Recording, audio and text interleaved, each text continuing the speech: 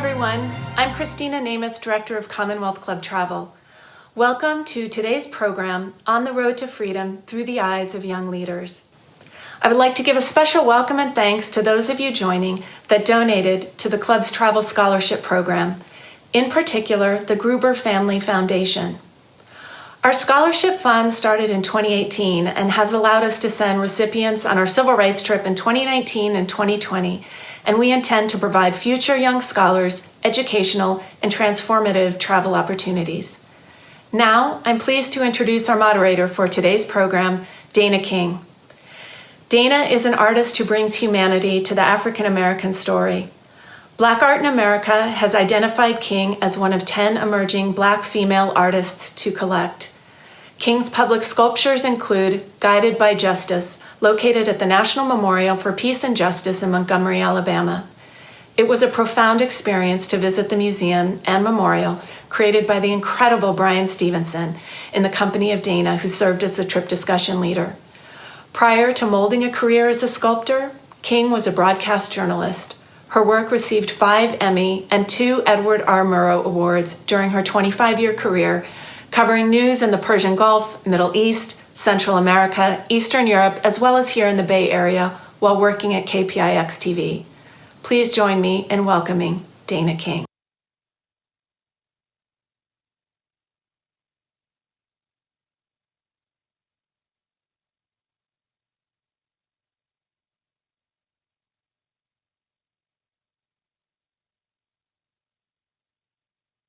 Zainab Abdul Qadir Morris, who is a graduate of UC Berkeley. These two exceptional women were part of the organization in the Bay Area called Cinnamon Girl Inc., which mentors and provides leadership opportunities to young women of color. Now, I'd like to share just a little bit about them before we get started. Zainab is a recent UC Berkeley graduate in African American Studies. She was also the student body president during her time there. Ashley is currently an Afro-American and African Studies major with a minor in Education for Empowerment at the University of Michigan. Welcome, Ashley and Zainab. It's so great to see you both again. Now, I traveled with Ashley and Zainab and about 30 other people as part of the Commonwealth Club group tour in early March to the U.S. South. We visited sites critical to the civil rights movement and met some truly inspirational people. Now, here's a little bit of background about our journey. We started in Jackson, Mississippi, where we visited Medgar Evers' home. We went to the Mississippi Delta and sat in the courtroom in Sumner, Mississippi, where Emmett Till's murderers were acquitted. We went inside Little Rock High School and heard from Elizabeth Eckford, one of the Little Rock Nine, and into the 16th Street Baptist Church in Birmingham, Alabama, where we met with bomb survivor, Reverend Carolyn McKinstry. In Memphis, we visited the Civil Rights Museum and saw the room at the Lorraine Motel where Dr. Martin Luther King Jr. stayed the night before he was killed. And then we walked across the Edmund Pettus Bridge in Selma, Alabama. We ended in Montgomery, where Rosa Parks and many other women inspired the Montgomery bus boycott, and where we experienced the deeply moving National Memorial for Peace and Justice. There were, of course, many things that we did and saw, including eating some really great food and listening to some incredible blues music. But that gives you a sense geographically where we traveled. And we were also traveling during a time when COVID-19 was just becoming a reality in this country. Our trip also started just 2 weeks after Ahmaud Arbery was murdered while jogging. We walked across the bridge in Selma the day that Breonna Taylor was murdered in her bed. And it was 2 months before the murder of George Floyd. So a lot happened on our journey and since our journey. So we're going to start this afternoon by hearing from Zainab Abdul Qadir Morris. She is going to share some images and thoughts about this trip that were impactful for her. And then we'll hear from Ashley Hayes. And then following that, we will have our question and answer period. So if you're watching along with us and have a question and that a question you'd like me to ask, just put it in the text chat in your live stream, and then we'll get to it later on in the program. So I'd like to first start by turning it over to Zainab. Thank you, Dana, for a beautiful introduction. I'm pleased to be talking with you all today. I'd like to thank Cinnamon Girl and the Commonwealth Club for the opportunity to join the Understanding the Civil Rights Movement trip. It was an incredibly transformative experience. I'll always be grateful. I would like to start with a pause to acknowledge all victims of policing in America and abroad, those named, those nameless, those who survived, those protesting every night throughout the pandemic. I also want to lift the voices and the names of the indigenous nations whose stolen land we traveled on throughout the trip. Every time I've started to draft my presentation for today, attempting to articulate what it was like to tour the American South, tour trauma, tour poverty, tour afterlife of injustice, I couldn't help but be swallowed by sorrow. It's a type of sorrow I felt 6 years ago sitting on the carpet of my childhood bedroom, unable to concentrate on packing shirts away for my first semester of college because I could only stare in futility at Trayvon's face against asphalt, a deep red, pooling from his head to city gutter. It's the sorrow that shouted over me throughout my first semester of college, a sorrow that led me into the streets of Berkeley and Oakland night after night, screaming from the cavity of my chest that my life mattered. After a hot-blooded first year, I decided that I was done with sorrow. I was tired of making my pain palatable for white and non-Black people of color.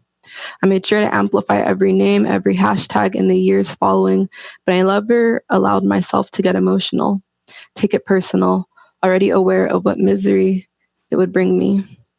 I'll be clear now, this trip was not a miserable experience. What I learned from the lips of those on the front line, the freedom fighters, the wounded healers, is invaluable. Every day, every city, I was inspired. The grief the trip triggered was and is an unavoidable pretense of hyphenated tourists, our price for trying to find answers in ancestral homeland. Thinking back on Mississippi, Arkansas, Tennessee, Alabama, I am still uncertain. Uncertain about the dilapidated structures, the persisting erasure of women, trans, non-binary leaders, the commodification of movements, and yet the necessity of spectacle. I still feel some sorrow too. I'm only certain that my departure was premature almost, that I needed to go back and caress the southern soil, its damp and aged hardwood, letting the humidity soak through my clothes once more, waiting for an answer, a deeper understanding. To begin, Jane Hirschfeld wrote that poems and writing and art carries love and terror, or it carries nothing. I'll be offering both in a series of my recollections about traveling through sites of heritage and memory. For me, this trip was not about policy or protest, but origin. I asked Cinnamon Girl to join this trip because of my grandmother, Uli Morris. She was raised in Greenwood, Mississippi in the 1920s. Her parents sharecroppers. In adulthood, she migrated to California, Compton, where my father was raised. And I kept this in mind all throughout the trip, in which Ashley and I kept journals. We were asked to write how we were feeling so not to forget the experience. I could only ever capture fragments. Atlantic as origin, bra straps slick with sweat, socks also defeated in southern heat, grave digging in daylight, domestic terrorism, terror proper, more crypt than city, the music still plays here anyway.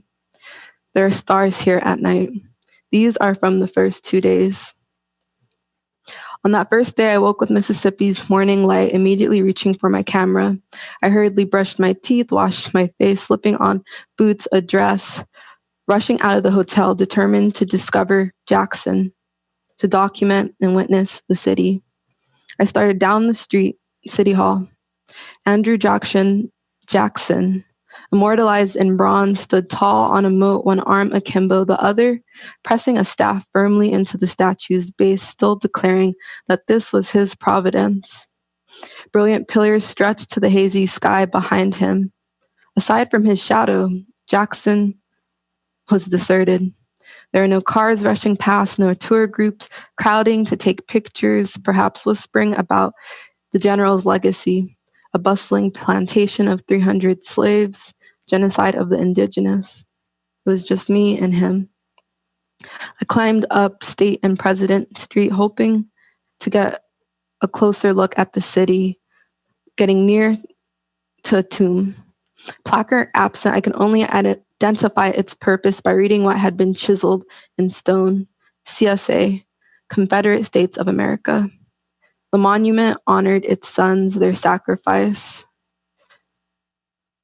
After looking at the monument, I started towards a railroad track, and then a white man suited in button-down slacks waved for my attention. I wasn't sure what type of white Southern man he was, but I pulled my headphones down as he approached. He wanted a picture in front of the monument. His grandfather, a Confederate soldier serving Jackson. He came to chase that history, driving from one battle site to the next. He continued on to me about his Southern heritage, but I could only think of the Negro soldiers that fought against the Confederacy in their starched uniforms, head high, chest out, freely marching in a scorching April heat. Freedom finally clear in the scopes of their rifles, thinking at last, we are countrymen. What a rich history, I offered the man, and he started crying, with a blue board vote. I took his picture, landscape, and then portrait to capture the entire monument. He insisted that I also take one. He left to go to a Biden rally, and I walked 12 more miles that day. Drenched in the afternoon sun, I escaped the cool shade of the Capitol's lawn, watching the broad polyester body of the state's flag, its Southern Cross, Confederate stars proudly rustling in the wind, its ripple echoing for me and Jackson. On the fourth day of the trip, we drove as dawn emerged across Arkansas's horizon to arrive at Little Rock Central High School. We began with a tour of the school, pausing for a moment at its mouth, taking in the 150,000 square foot structure, a favorite church, rather a school. Looking up from the stairwell, we were greeted with 4 female statues, each dedicated to an educational theme. I could only remember opportunity. She stood there in a flowing gown, 2 plait braids almost sneering at us below, hands preoccupied with her dress, unaffected, uninterested in what goes down below. After making our way through the hallways of the school, we crossed the street to the visitor center, where we listened to Elizabeth Eckberg and Dr. Sybil Jordan Hampton's testimony about what it meant to be the first. Due to a breakdown in communication, Miss Eckberg accidentally arrived early on September 4th, 1957, to then be denied entrance to Little Rock's campus at every entrance she approached. She recounted that day only 2 people affirmed her humanity. Wiping spit from her curls and the dress her mother, a seamstress, prepared for her. An education journalist and a teacher served as the only barrier between mob and child. Wiping her tears, talking over the litany of curses and threats, they told her, "Don't let them see you cry." Elizabeth had already thought ahead, arming herself with sunglasses. I began vibrating with anger, hearing about the complicity of soldiers, a city, a country, while children were attacked before cameras, pressing nails into the palm of my hands to hold back tears, hearing about violence in the classroom that stalked in the hallways, bathroom stalls, the tirade, their sacrifice. I could only make out a thank you before sobbing on my knees before Miss Eckberg, pictured on the right, and Dr. Sybil Jordan Hampton, pictured on the left. While taking slow, deep breaths into my elbow, Dr. Hampton grabbed my trembling hand, caressing my hair, and whispered, "I know." On the morning of September 15th, 1963, The day 16th Street Baptist Church was bombed, the pastor's Sunday school message was love that forgives, grounded in Matthew 5:43 and 44. You've heard it that it was said, you shall love your neighbor and hate your enemy. But I say to you, love your enemies and pray for those who persecute you. Walking through the restored church and up the Carpeton stairs where the Klan detonated 7 sticks of dynamite, suspending Adam A. Collins, Cynthia Wesley, Carol Robertson, and Carol Denise McNair in the air with torn Bible passages and pews. I could not imagine such a permissible God. Over lunch, Reverend Carol McKinstry assured me and Ashley of the necessity of forgiveness, tenderness as well, warning us of the consequences of being consumed by vengeance and bitterness, of clutching to hate, closing yourself off to living fully. On our final day, I learned that Coretta was a classically trained pianist. She would open the windows of her parlor, letting the sonatas spill to the streets of Montgomery. Crowds would gather outside her window, marveling at her talent. They still bombed her house. But she kept playing, lovingly pressing manicured nails into ivory, leaning head back, curls shifting, singing, "Oh glory, oh God, oh glory." Later that day, under the harsh sun, we entered the National Memorial for Peace and Justice, pantheon of the lynch, a constellation of death perched across atop all of Montgomery. We wandered through its copper columns, each engraved with every date, every name of the victims, requiring curving, leaning, twisting to comprehend the pillars above our shoulders. Many reading unknown, unknown, unknown. I was one of the first to leave the memorial. Down the hill, I walked around the corner, only a few feet from the Legacy Museum, sitting in front of an abandoned building. I closed my eyes, trying to concentrate on the rush of a fountain across the street. I opened my eyes to a historical marker. The signs were erected in every city we had visited. This one read Montgomery Slave Market. I shut my eyes once more. The cultural preservation work of the Equal Justice Initiative, the National Park, and even each state's Department of Archives and History was outstanding. It was impressive, but I still could not shake a deep feeling of disappointment, to borrow from King while on the trip. It was disorienting to see what endured, to confront ghosts of the past and the living, to encounter aftermath and afterlife of anti-Black racism, America's foundation, and witness it as an imperial spectator. But finishing Dr. King's quote, there can be no deep disappointment where there is not deep love. It too was endearing to witness a love that endured somehow, that sculpted and erected new sculptures, new literatures, new histories, love dreaming defiantly. In March, on this trip under the southern sky, facing and contending with broken promises of liberty, justice, and equality, I was overcome with a deep disappointment, but I also learned the utility of dreaming again. To close, I'll read from a erasure poem I made with the letter I wrote when applying to join this trip with Cinnamon Girl. Dear Amnesia, child of empire, will I betray us, daughters of pilgrimage, of aftermath? The years inhale, America ignores. I look forward. Thank you for listening to me.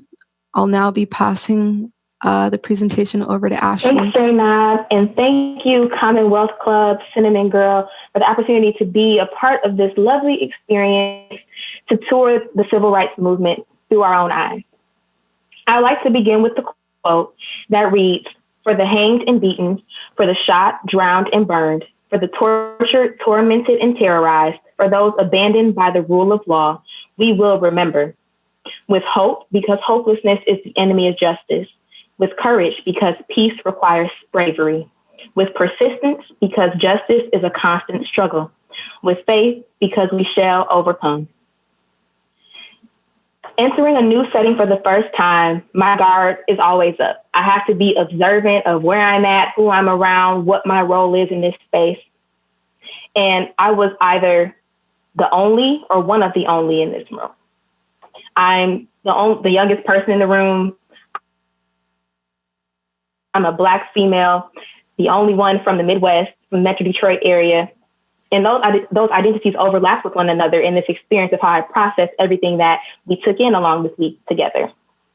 But I always try to take something positive away from my experiences, even though it was uncomfortable at times. We learned about Black history on a deeper level, which was a lot within itself. But Dana framed this trip for you all. Zainab painted the picture for us, and I wanted to share with you what those moments in time looked like for me. So I'll set the stage for you.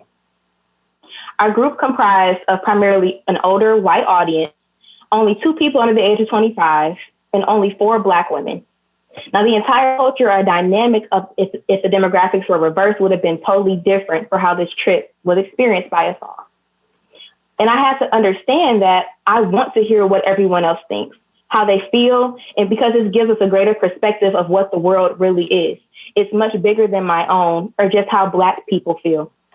Then I think about the Black lives that have innocently been lost for centuries, systematically, strategically, spitefully. You see Black people being shot and killed by white people being acquitted or not tried at all.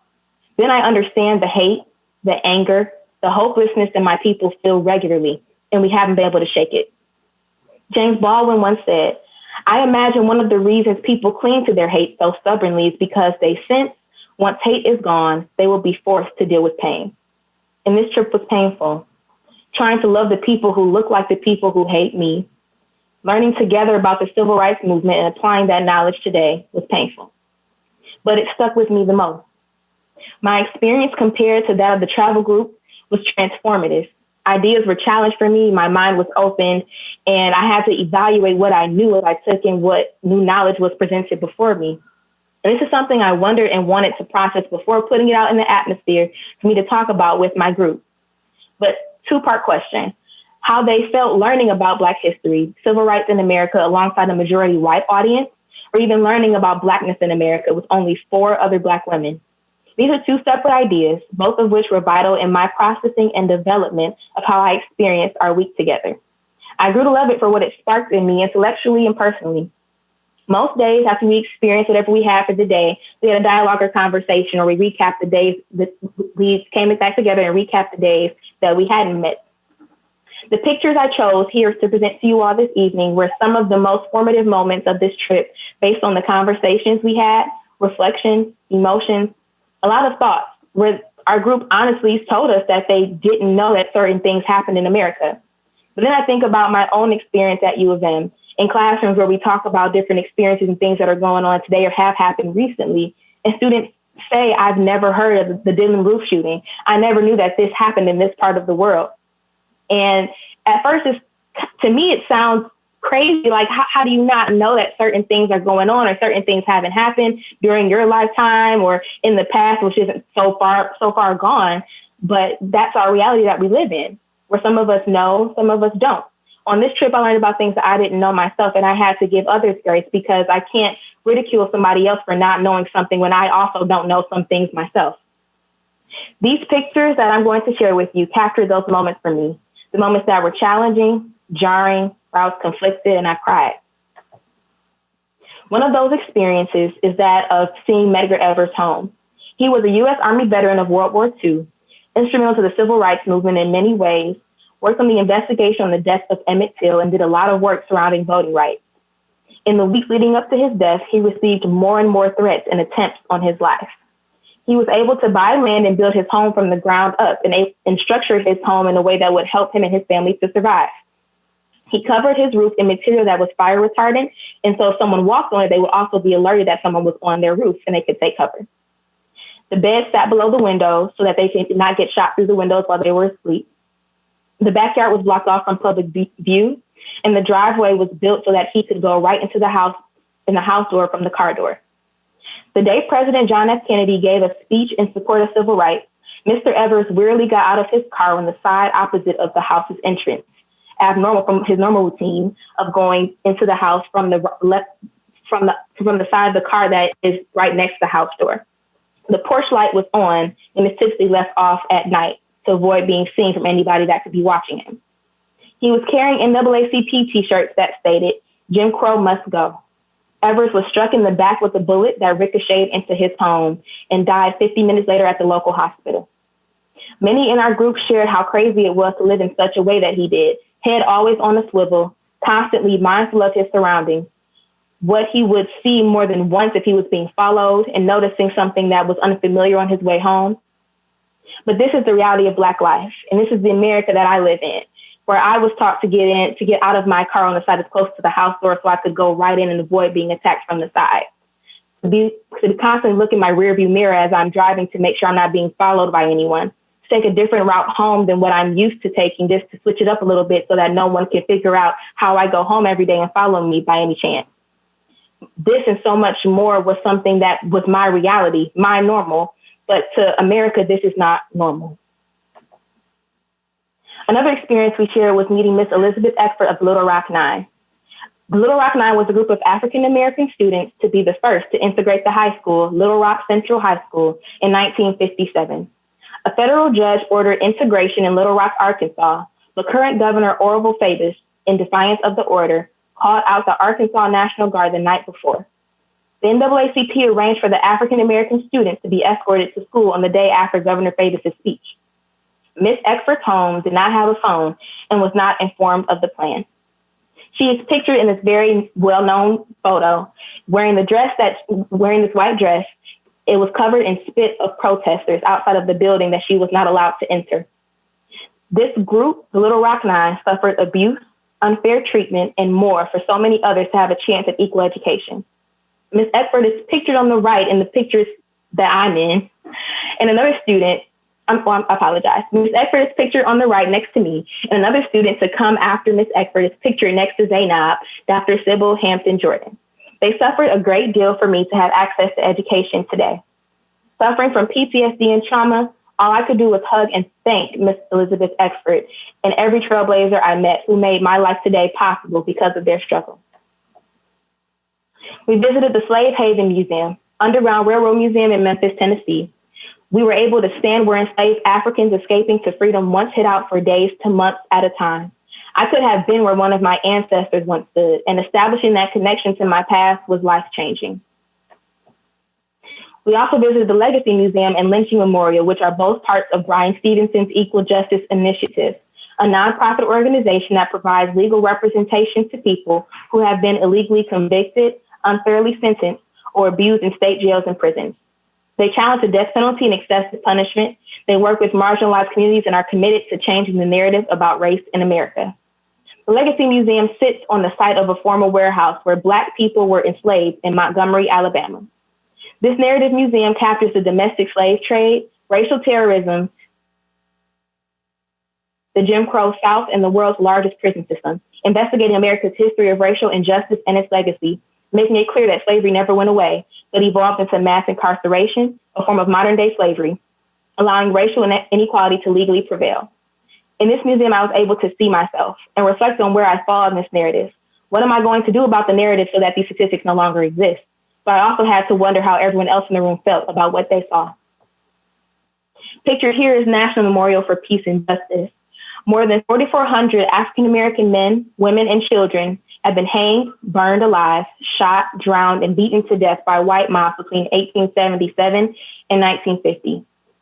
Until this memorial was erected, there has been no national memorial acknowledging the victims of racial terror lynchings. Montgomery is where I felt most of the weight of this trip. No movie, article, or story could amount to the pain, torture, and suffering that was felt from the individuals memorialized here. Their names we'll never know. This wall reads, thousands of African Americans are unknown victims of racial terror lynchings whose deaths cannot be documented, many whose names will never be known. They are all mourned here. Saying all of these things to say that although it's hard, we need not fault one another for what we don't know. It can be difficult to understand what privilege really is when you're born into it. And there are so many societal standards that prohibit us from having certain conversations or being comfortable with asking questions or seeking a deeper understanding. I came into this experience with my guard up, reminding myself every hour to keep the mindset of what I was taught when navigating the world as a Black woman, to protect myself mentally and emotionally. But I took away an even wider lens of understanding around how we should be working together to manifest the dream of freedom. It is so often said that as Black people, we shouldn't be responsible for educating people on our history or experiences.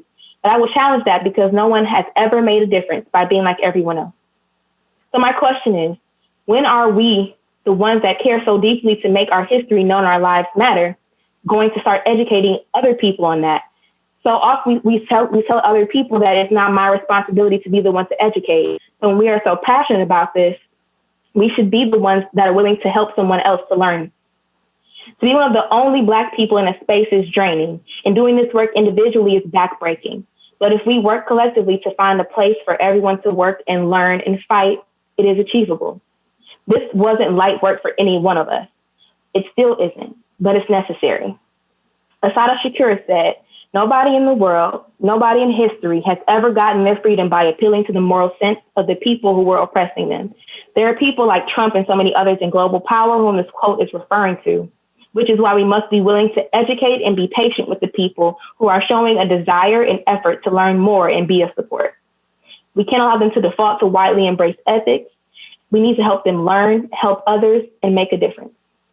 Working with people, regardless of their skin color, is a necessary aspect of life we must reconcile with in order to heal, help, and progress individually as well as collectively."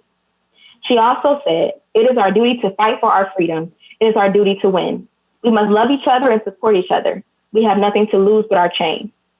Racism has affected Black people directly. It is what weighs down our nation and our world.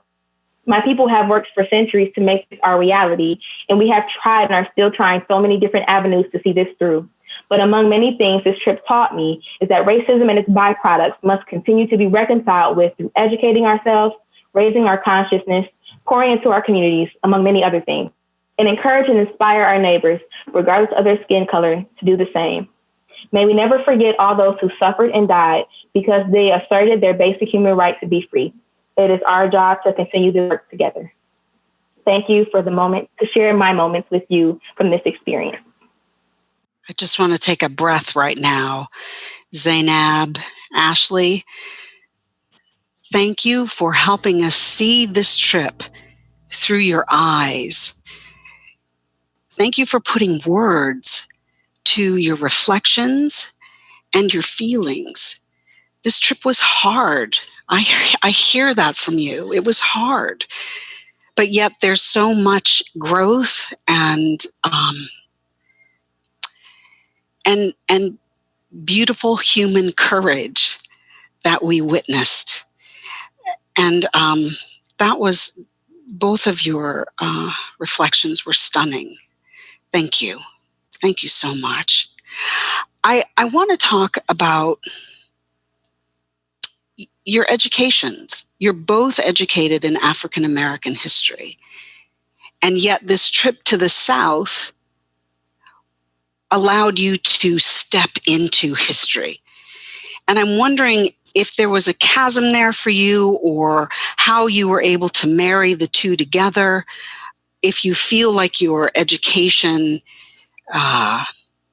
gave you a good foundation for this trip. And if so, why? And if not, why not? Zainab? Yeah, I can go. I'd say my education in studying African American studies, being part of the studies of being part of the tradition of ethnic studies, the Third World Liberation Front, being part of academic struggle was essential to processing and asking at least the right questions for myself throughout the trip. I concentrated in arts and media, so I spent more time dealing with poetry, looking at films and TV shows in my undergraduate career compared to having a historical focus. And so this was very beautiful to really fill in and add depth to things I learned in some of my general education requirements for my major. Despite studying African American studies, there still are so many gaps in what I know, who I know as figures. I talk very briefly about it in my presentation, but there's such a focus on Malcolm, on King, if someone's well-versed enough, Medgar.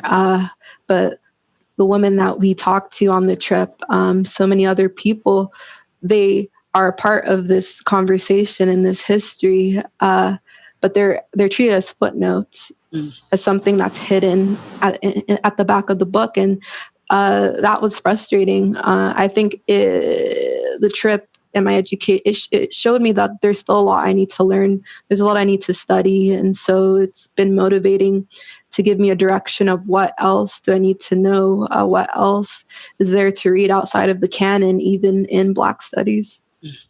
Thank you. I would say yes, short answer, but longer answer is there are so many people that will say African American studies shouldn't be a major, but African American studies is so much more than just knowing facts. It's about understanding people, understanding history, to understand our reality, and it's beyond what I could have imagined going on this trip compared to my in-class experience. I believe so much more learning happens outside of the classroom, where the things that I've learned, the experiences I've had interacting with other students and hearing their perspectives on things, being looked to as the person that can provide a genuine opinion because I have the lived experience, when Blackness is so much wider than just one individual. Having gone this trip has definitely built off of that experience. So I've been able to apply some of my learning in the classroom to real life. And again, minoring in education as well has helped in this experience too, with being able to look at it through an education lens and to learn about things that deal with education, African Americans, and how we are oppressed, how we are underserved in that area of life, what we can do to make that difference and close that gap. Because in high school, in middle school, elementary school is limited to 1 month, picking a person, talking about them, learning about facts, and sharing with your classmates. But African American history is real life. It's about the lived experiences. It's about the suffering that we endure, and it's about how we're trying to make that difference. And I think that this trip truly highlighted what that looks like and how that's played out in reality. Mm-hmm. You know, Zainab, you mentioned that, and Ashley, you know, Black History Month, we talk about the same 5 people every year. It doesn't matter how old you are. That's the lesson that continues from elementary on. And yet we met incredible people who their courage just abounds, that they survive so much. I think of Carolyn McKinstry, who was at the 16th Avenue Baptist Church, Elizabeth Eckford, Dr. Sybil Hampton, the women that we met. Talk to me about your connection as young women to these women who have endured so much, and yet they've come out the other side. Does it give you a different perspective? Does it give you a sense of survival, of hope, talk to me about that. Ashley, go ahead.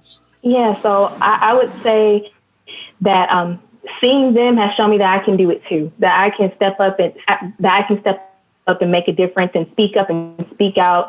So often, the voice of women go unheard of in the civil rights movement. It's always pictures of the men that you see having done things, or a few key women in this movement.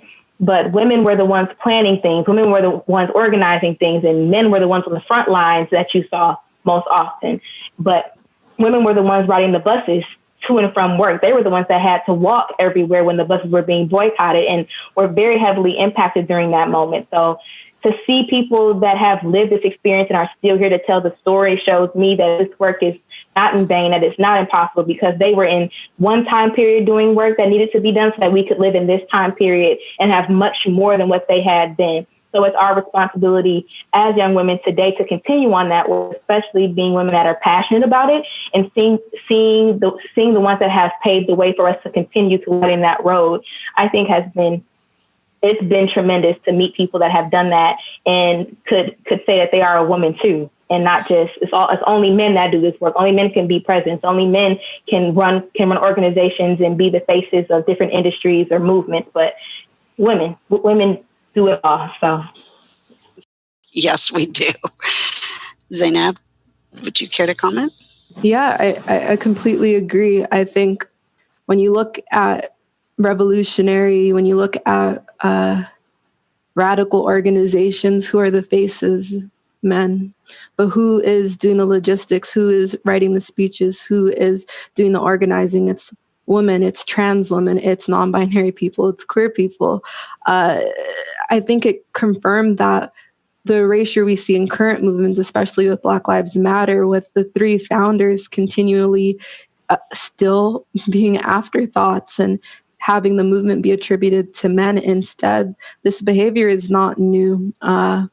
I think it shows that there needs to be a more concerted effort. We need to think beyond binaries while also acknowledging, I think, the way that patriarchy informs who we see as valid leaders. It was inspiring to know that women have always been doing this work. It was beautiful to be able to also tell them today that their work had an impact on me. Their work made it possible for me to be in the spaces that I am today. So, and inspiring, to say the least. Yes, you both had some private moments with Ms. Eckford and Ms. Hampton. So, and that's what you discussed, was their carving a path for all of the rest of us to follow.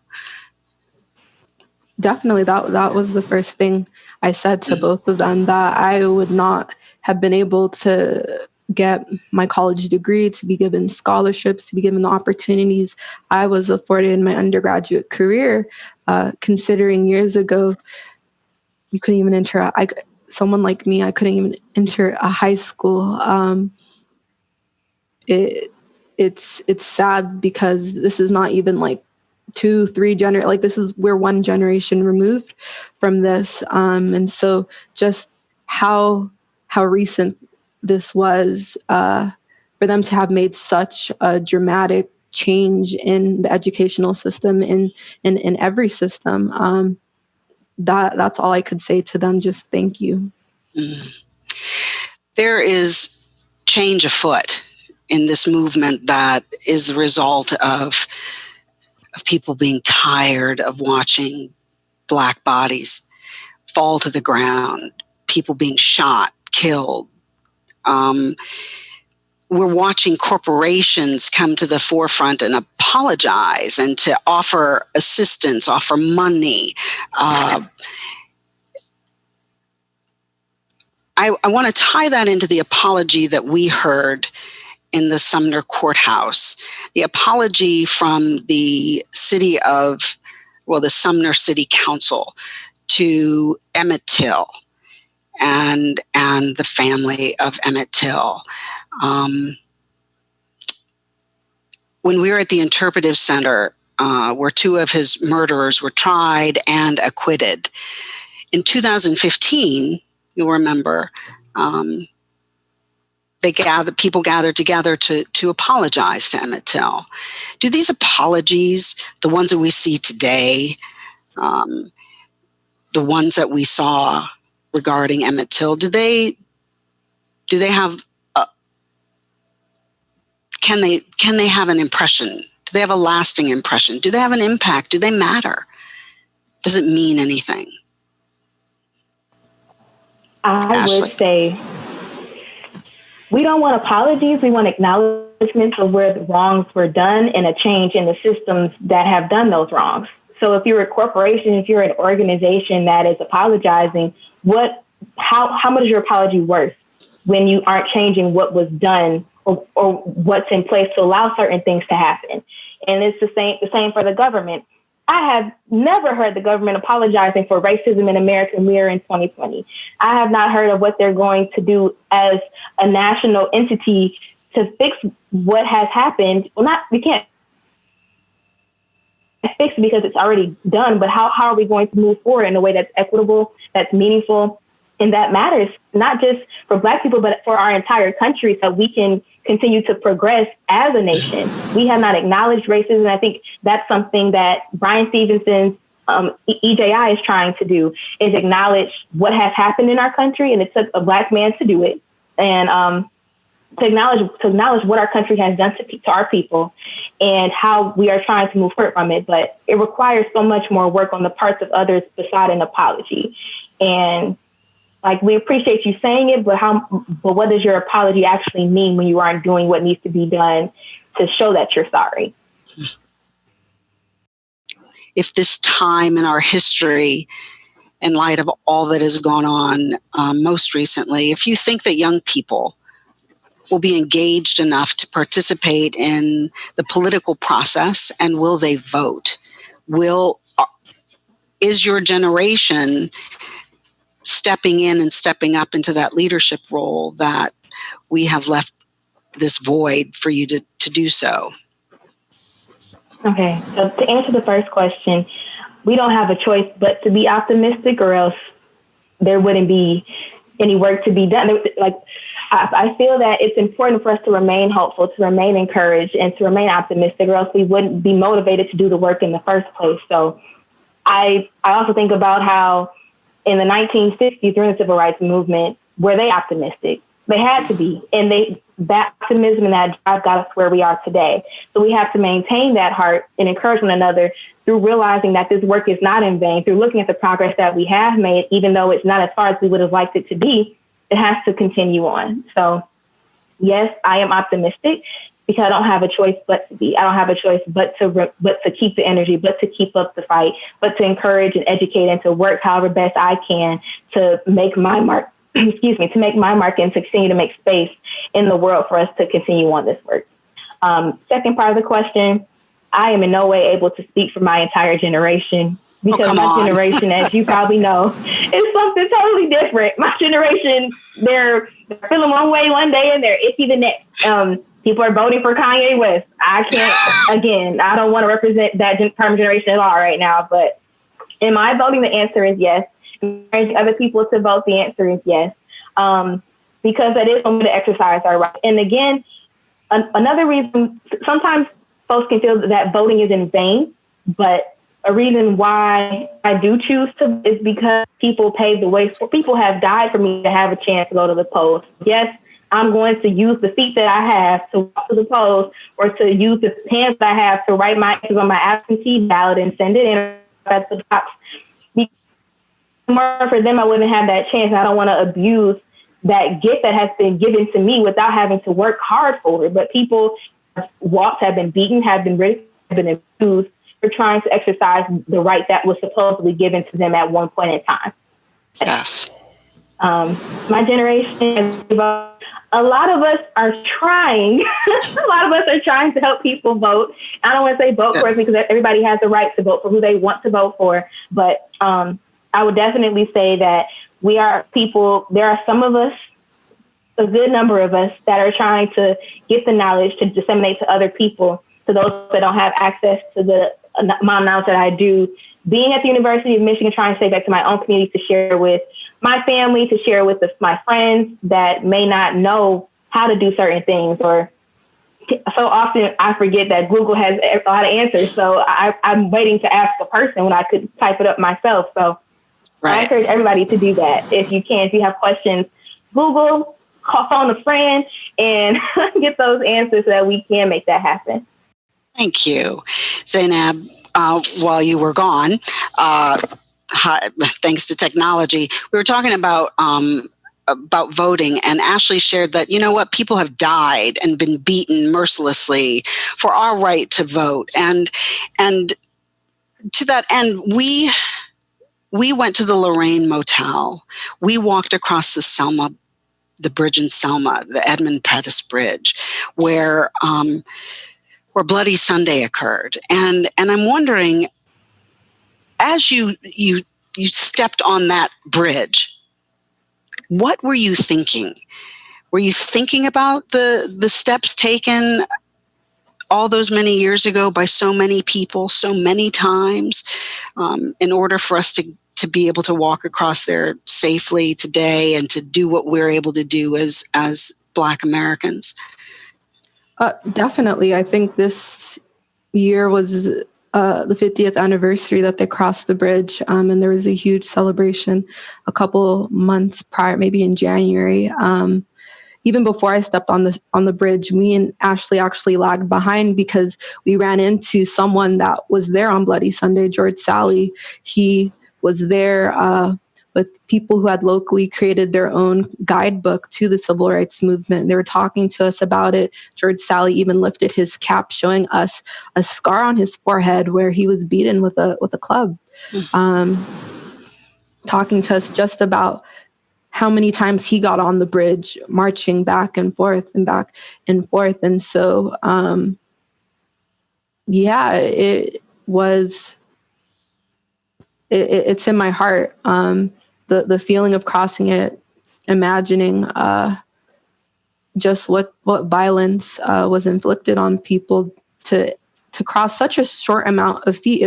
I thought the bridge was longer based on pictures, even based on the movie Selma. But we were crossing in like 2 minutes. I was like, oh my God, this is it that, white America made such a riot about crossing this bridge. Of course, for what it represented. But still, very moving, very unfortunate that we're still doing the same type of marches today endlessly for many of the same things that they did in the 60s. We also were at the Lorraine Motel, and we were able to look into the bedroom that Dr. King slept in the night before he was murdered there. Ashley, are you frozen? Can you hear me? I can hear you now. I'm just wondering what your thoughts were. I mean, every Black History Month, the speeches of Dr. King and he was so important, but it's different, I think, to see that space. Is that a fair recollection, Ashley? Can you say the beginning of your question again? I missed that part. Okay. I heard everything else. We were at the Lorraine Motel where we were able to look into the room where Dr. King slept the night before he was murdered. And, there were ashtrays with cigarettes. There was a suitcase. The bed was unmade. I mean, it's, even though every Black History Month that, he populates most of the information, but did seeing that make his life and his death different for you?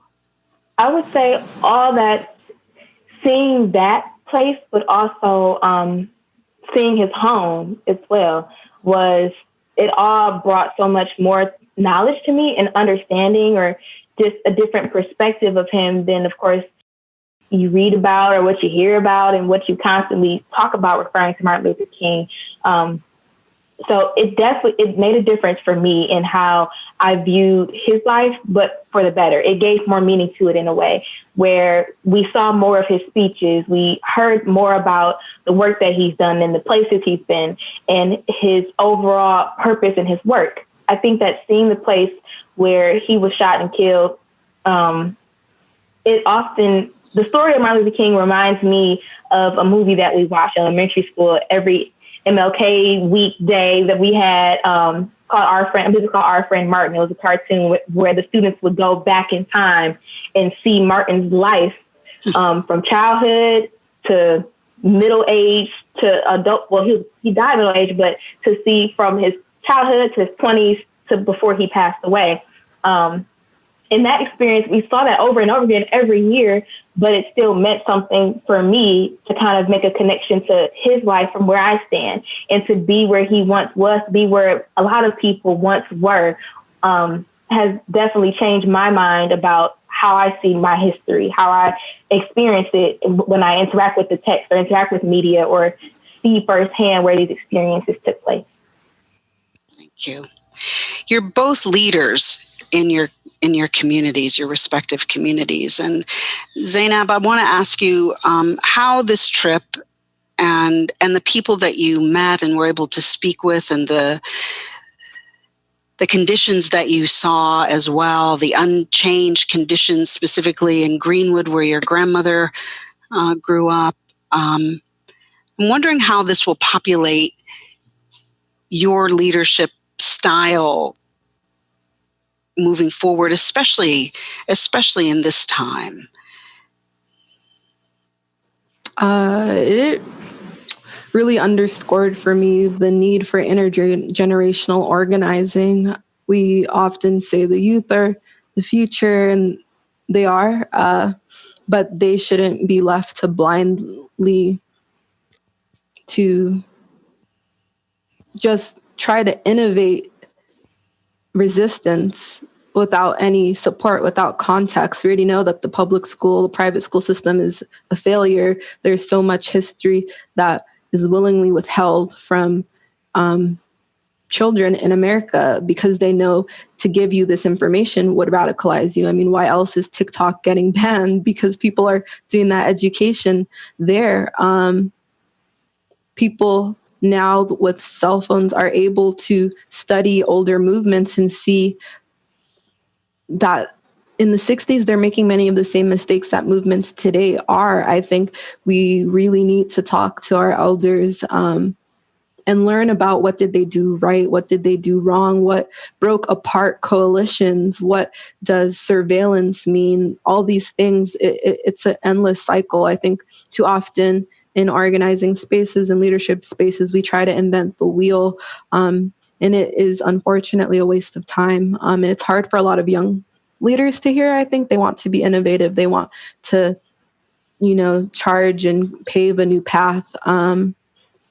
To be the first, but I think it's unnecessary. I think we need to ask more questions about two people who've been around these spaces before really plummeting into it. I think that's what I'm hoping to change about the way that I operate, the way that I mentor, the way that I learn. Thank you. Ashley, I'd ask you the same question. You're still at the university. You're involved in your sorority, student life, your church group, your community. How will this impact your leadership? Overall, aside from what Zainab said of working intergenerationally to make a difference and to pursue greater pursuits than what was done in the past, I would say acknowledging that this work is bigger than me. It's bigger than what I'm trying to do for my life, for my family, for my future, but realizing that it can impact the world, that seeing these things, exposing myself to knowledge like this, sharing it with other people, you never know how it could change someone's life. And that's really all there is to it for me, is how I'm making a difference in the lives of others when it comes to leading, because being a leader is, I prefer to be a servant leader than just being the one out front doing the work. This is my space. That's it. I see leading as being an example of what making a difference truly looks like, but also utilizing the strengths and the knowledge and the guidance of other people in that effort. So in order to truly make an impact, it requires working for the benefit of all and not just selfishly trying to gain knowledge to say, I know this fact, or I can write this paper, or I can make this speech, but how it's truly impacting the world around us and the work that we do. Mm-hmm. You both just make me so hopeful. I know that sounds condescending and I don't mean it to, but I'm really grateful for your passion for life, the space that you stand in as Black women, and how you move through the world. And I'm wondering if you could share with us before we go, just final reflections or anything that moved you that you've not spoken about, anything that still sits with you that you think about from our trip, and just, a final reflection. And, something that I guess I'm looking for something that you hold on to for hope in these incredibly tumultuous times. Zainab?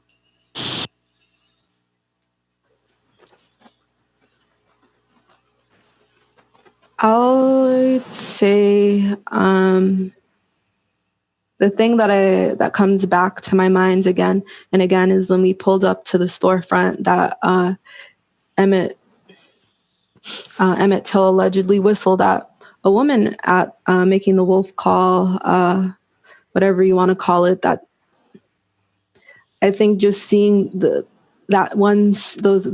dried roses taped to the building falling apart. I walked around the back to try to look inside, just glass, brick, all covering the floor. I just can't get that out of my mind because that is such an instrumental location, to the civil rights movement, even to this day, the way that we remember his life and the allegations and the lies. I think because of how young he was, I mean, he makes me think of Tamirai Sakila, who was shot while sleeping in her family's home.